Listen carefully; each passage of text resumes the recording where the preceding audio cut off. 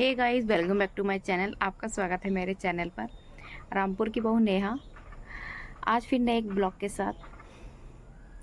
तो मैं यहाँ पे अपनी बात रखने आई थी और करवा चौथ को लेके लोगों के बहुत कमेंट थे और बहुत मैसेज भी आए थे मेरी फ्रेंडों के, मेरी खुद की बहनों के भी थे कि अब के क्या हो गया, करवा चौथ पे तुम तैयार व्यार नहीं हुई और कुछ नया भी नहीं किया था। मैंने बिल्कुल सिंपल लुक रखा था।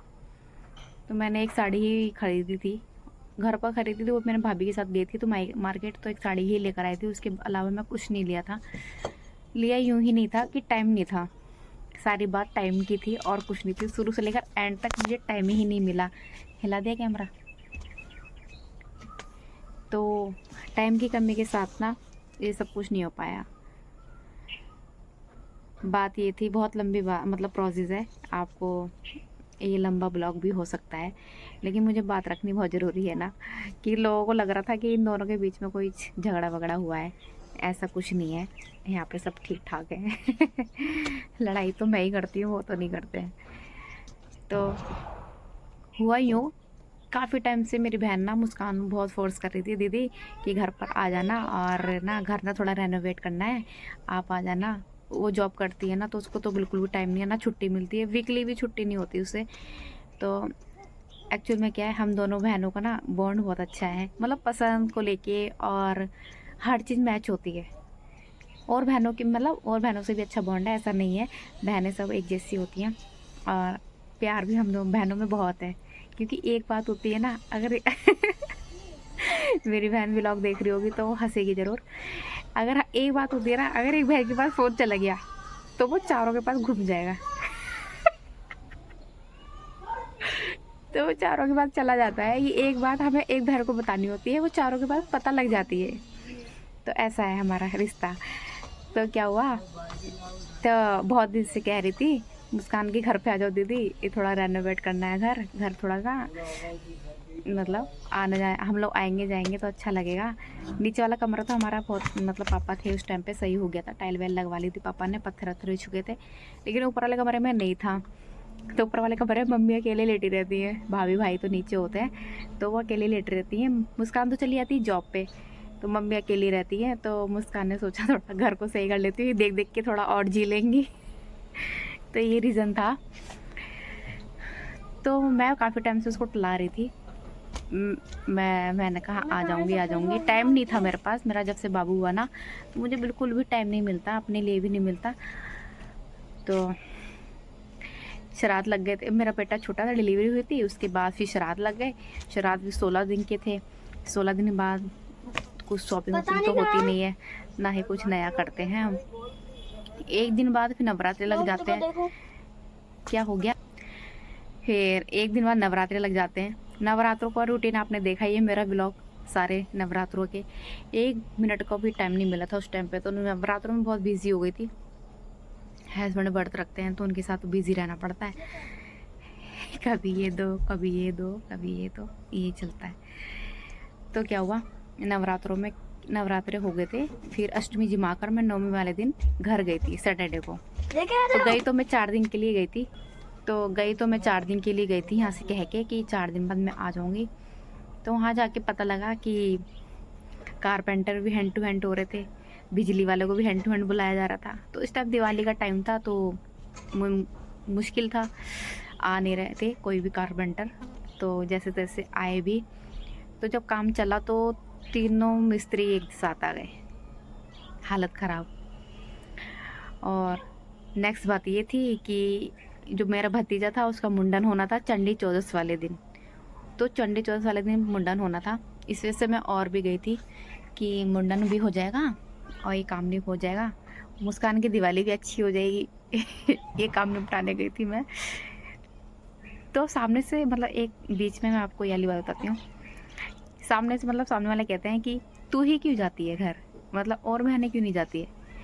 अरे और बहनों और मैं, मतलब ऐसा क्या है, मतलब और बहनें, सबकी अलग अलग प्रॉब्लम होती है ना घर में। अगर आप अच्छे हो तो इसलिए आपकी, क्या ही बोलूँ, बातें बहुत है, मैं बोलना नहीं चाहती। क्योंकि मैं अपने चैनल पर ना साफ़ सुथरा रखना चाहती हूँ, किसी के लिए मैं बोलना नहीं चाहती यहाँ पे। तो कहते हैं कि तुम्हारी बहनें क्यों नहीं आती, उन्हें क्यों नहीं बुलाया, तुम्हें क्यों बुलाया। तो भाई सबकी अलग अलग पसंद होती है, सबकी अलग अलग चॉइस होती है। किसी की ट्यूनिंग, जैसे हमारी मुस्कान की ट्यूनिंग बहुत अच्छी मिलती है, हर चीज़ में मिलती है उसकी, मेरी बहुत मैच होती है। लोग कहते हैं फेस ही मिलता है, लेकिन मैं नहीं मानती। फेस तो मेरा बहुत भारी सा है, उसका पतला है, लंबा है, लेकिन कहते हैं लोग कि फेस भी एक जैसा लगता है। सो और बहनें इसलिए नहीं जाती हैं, उनकी फैमिली थोड़ी बड़ी है, जॉइंट फैमिली में रहती हैं, इस वजह से उनका आना जाना नहीं हो पाता है घर का। मेरा ये है, मेरे तो एक बेटा था पहले, तो मैं एक बेटे को लेकर चली भी जाती थी, और बेटा मेरा पहले रुक भी जाता था यहाँ पर अपने पापा के पास। अब जब तो पहले तो रुक भी जाता था वो, अब नहीं रुकता है। अब तो कहता है कि बस जहाँ छोटा भाई जाएगा मैं वहीं जाऊँगा। तो उसको साथ में ले गई थी। उसकी पढ़ाई का लॉस हो रहा था बहुत ज़्यादा, तो इस वजह से उनको और गुस्सा आ रहा था कि छुट्टियाँ तो उस टाइम चल रही थी, अष्टमी नवमी या दशहरे की छुट्टियाँ चल रही थी। तो मैं इस वजह से और ले गई थी। मैं कहा 4 दिन की छुट्टी है, अब मैं आ जाऊँगी 5वें दिन। तो वहाँ जाके कुछ ऐसा हो नहीं पाया, सब कुछ बदल गया। तो फ्राइडे को इन्होंने मेरा टिकट किया था कि आ जाना घर, कि संडे को करवा चौथ था। तो मेरे को लगा था कि फ्राइडे को सब फाइनल हो जाएगा, घर पर सारे काम हो जाएंगे, लेकिन ऐसा हुआ नहीं।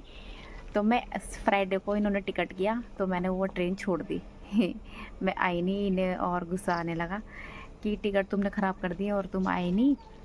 तो घर पर ऐसा मतलब फैलावा हो रहा था, तैयारी नहीं हो पाती मेरी, कि जो लड़की की तैयारी होती है, मतलब आपको पता ही है लड़की की विदाई होती है तो फिर खाना पीना, तो ऐसा मतलब हो नहीं पाया।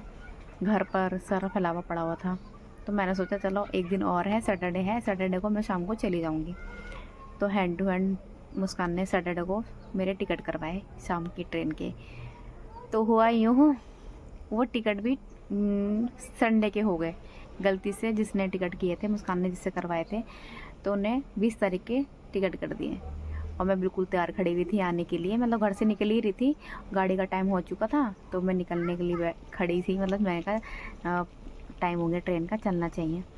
इतने में मेरे हस्बैंड का कॉल आता है, उन्होंने बोला था आएगी तो रिजर्वेशन से आएगी, जनरल से नहीं आओगी बच्चों को लेके। तो मैंने कहा हाँ टिकट तो हो गए हैं, मैं बड़े रुतबे से बोली। मैंने कहा अरे हाँ मेरी बहन ने कर दिए टिकट।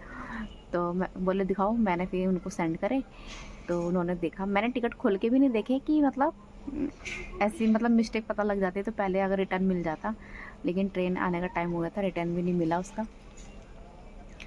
फिर क्या, इन्होंने देखा कि ये तो 20 तारीख के टिकट हो रखे हैं।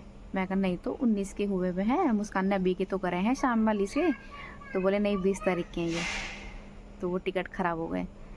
फिर मुझे आना ज़रूरी था क्योंकि अगले दिन करवा चौथ था। तो फिर मेरी बहन ने हैंड टू हैंड AC वाले टिकट करके दिए मुझे। तो यहाँ पे बड़ा दुख हुआ।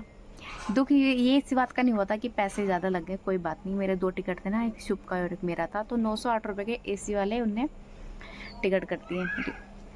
दुख मुझे उसके पैसों का बहुत होता है। मुझे 1 रुपये भी उसका वो लगता है ना कि मतलब 1 रुपये भी उसका बहुत डर सा लगता है, अंदर से ना रूह काँपने लगती है कि इसका पैसा खर्च ना हो, क्योंकि बहुत मेहनत करती है। ये लगा लो कि जब से पापा गए हैं हमारे, तो उन्हें जॉब पकड़ी है।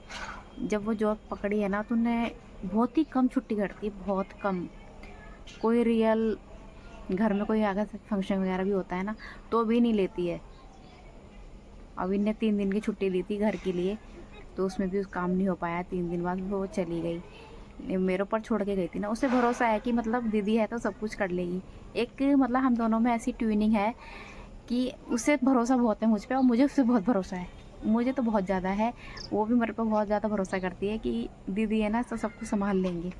ऐसा नहीं है बहनों पे और बहनों पे नहीं है, ऐसा नहीं, मतलब वाला भरोसा कहते हैं ना, मतलब हम दोनों की ना हर चीज़ मैच होती है।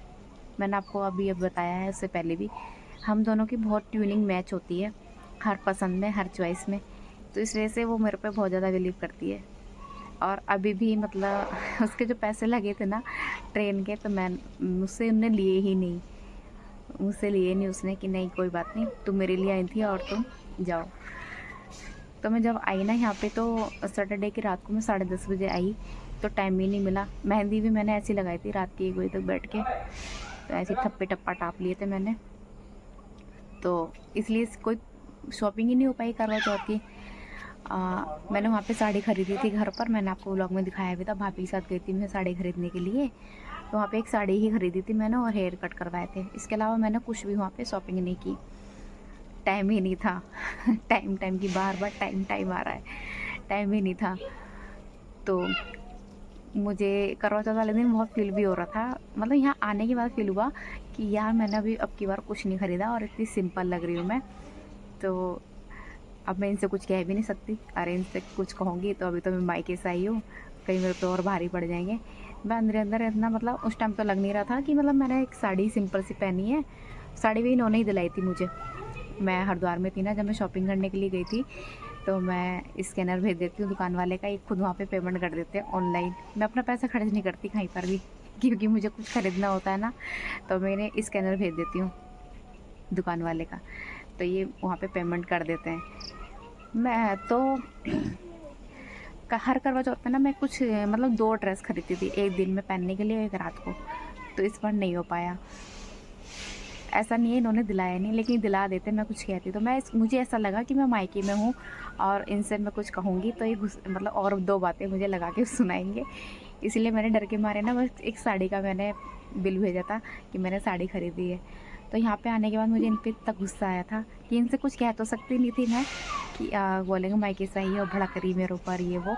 तो मैं इनसे कुछ नहीं कह रही थी, तो सिर्फ मैं फिर भी इन पे गुस्सा करने लगी। मैं कहा मैं नहीं लेकर आई तो तुम भी नहीं लेकर आ सकते थे, एक सूट नहीं लेकर आ सकते थे मेरे लिए। तो होता ये है कि मतलब कभी मेरे लिए लेकर नहीं आए हैं, लेकिन ये मुझे पैसे ज़रूर दे देते हैं कि मतलब कोई चीज़ लेनी होती है, मुझे कुछ भी लेना होता है, ये मुझे पैसे दे देते हैं, लेकिन ये खुद से नहीं लेकर आते हैं। तो मैं गुस्सा करने लगी कि तुम मेरे लिए लेकर नहीं आ सकते हो सूट। मेरा करवा चौथ इस बार ऐसा चला गया। कुछ ज़्यादा तो नहीं बोली, लेकिन मेरा मुंह बना हुआ था, इन्हें समझ में भी आ रहा था कि इसका मुंह क्यों बना हुआ। अब मैं कुछ नहीं कह सकती थी भाई, मायके से आई थी मैं, समझ रहे हो। तो करवा चौथ का दिन ऐसा गया था, मतलब मेरे मुंह से कोई वर्ड ही नहीं निकल रहे थे। मुझे खुद रियलाइज़ हो रहा था कि यार मैंने अब की बार कुछ मतलब नया नहीं पहना। उस टाइम पर तो लगा नहीं, और कमेंट आने लगे तो इस वजह से मुझे और भी ज़्यादा रोना सा आ गया। इस बार तो रोना भी आ गया। मैंने कहा गलती इधर की भी नहीं थी, इनकी भी नहीं थी, ना मेरे घर वालों की थी, गलती सिर्फ टाइम की थी। तो इस वजह से मेरा सिंपल लुक रह गया। सिंपल भी नहीं था, वो साड़ी का मैंने इसलिए फ़ोटो। तो मेरा व्लॉग इस तरह से बन रहा है टुकड़ों में। तो वो साड़ी का मैंने इसलिए अपलोड नहीं किया फ़ोटो, वो मुझे साड़ी कहीं और वियर करनी थी, एक फंक्शन आने वाला है तो मुझे वहाँ पे पहननी थी। तो मैंने सोचा अगर मैं यहाँ पे हिचकी परेशान कर रही है, तो मैंने सोचा कि अगर मैं फ़ोटो यहाँ पे अपलोड कर दूँगी तो साड़ी का जो सब लोग देख लेंगे, इसलिए से मैंने फ़ोटो अपलोड नहीं किए करवा चौथ के। बाकी कोई ऐसी बात नहीं है, यहाँ सब चलता ही रहता है, नोक-झोंक होती रहती है। तो इस वजह से मैंने करवा चौथ का लुक इसलिए सिंपल रखा, सिर्फ टाइम ही नहीं था। तो गाइस ब्लॉग को यहीं पर एंड करते हैं, बहुत लंबा हो चुका है। तो प्लीज़ स्किप मत कीजिएगा, वीडियो को पूरा देखिएगा और लाइक कमेंट सब्सक्राइब कर दीजिएगा। तो मिलते हैं आपसे नेक्स्ट ब्लॉग में, तब तक के लिए tata bye, love you all.